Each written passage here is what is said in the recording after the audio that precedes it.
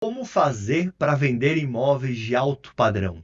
Pergunta excelente, Éder. Primeiramente, você tem que estudar o mercado, né? O que as tendências elas pedem e também entender a necessidade do cliente. Um alto padrão ele pode ser desde um apartamento compacto com valor expressivo dentro de São Paulo até 2, 3, 4, 5 suítes. Claro. Entender o cliente é a maior questão do negócio para ele ser fechado. E também estudar o mercado de alto padrão.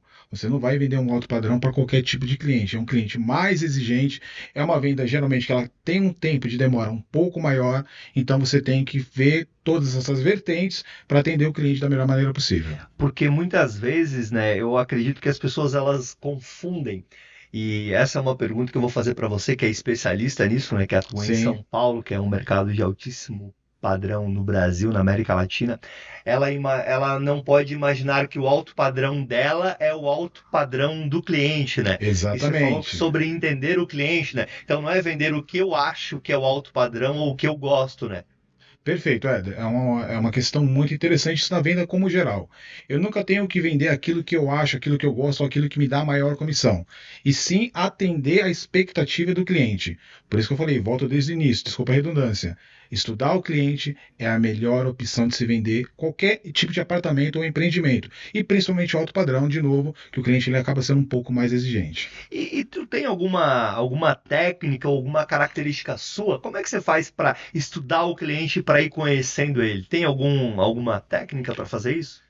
Tem, Éder. Geralmente eu faço uma entrevista, como a gente está conversando aqui, um Bate-papo. bate-papo, eu vou perguntando para o cliente, eu vou entendendo a necessidade dele, numa questão básica, no próprio visual, por exemplo. Chega um cliente com dois, três filhos, eu já sei que a exigência de dormitórios dele é um pouco maior. Claro, tem uma família, né? Exatamente. Claro. Pergunto aonde os filhos estudam, aonde ele trabalha, porque dentro de São Paulo hoje, a gente estava conversando antes do podcast, Isso. a moeda mais cara é o tempo.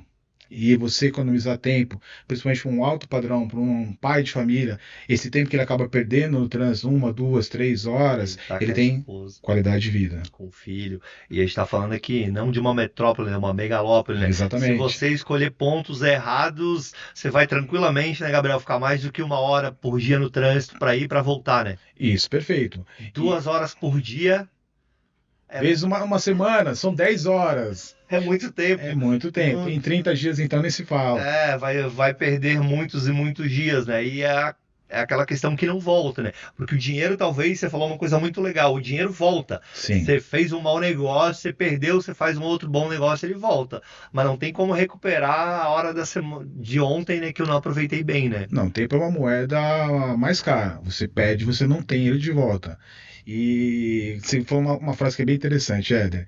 Esse fato de você ter essa atenção específica no cliente é muito bom. Eu brinco com a minha equipe de vendas, né? Eu trabalho, como eu falei com você antes, há 14 anos no mercado imobiliário, Certo. treinando corretores. Hoje tem bastante gente aí de expressão que foi treinada por mim. Nós temos alguns princípios genéticos que nos habilitam para fazer uma boa venda. Primeiro dele, visão. Você já está vendo o cliente, está entendendo a necessidade do cliente. E o segundo fator mais importante, a audição. Ouve o cliente. A gente estava comentando agora há pouco a respeito disso. Muitas das vendas hoje, não falando nem do mercado de alto padrão, Claro. mas do mercado geral, o vendedor ele pensa só no benefício. Ele não pensa em entender e atender a dor do cliente. Ele tá pensando, na verdade, nele, né? Sim, Ele não tá pensando no cliente. E talvez esse seja um erro, né? Pelo que você me falou, é uma coisa que é importante você prestar atenção. Não é o que você quer vender, é o que ele precisa ter. Porque se você encontrar o que ele precisa ter, o que ele vai fazer? Comprar.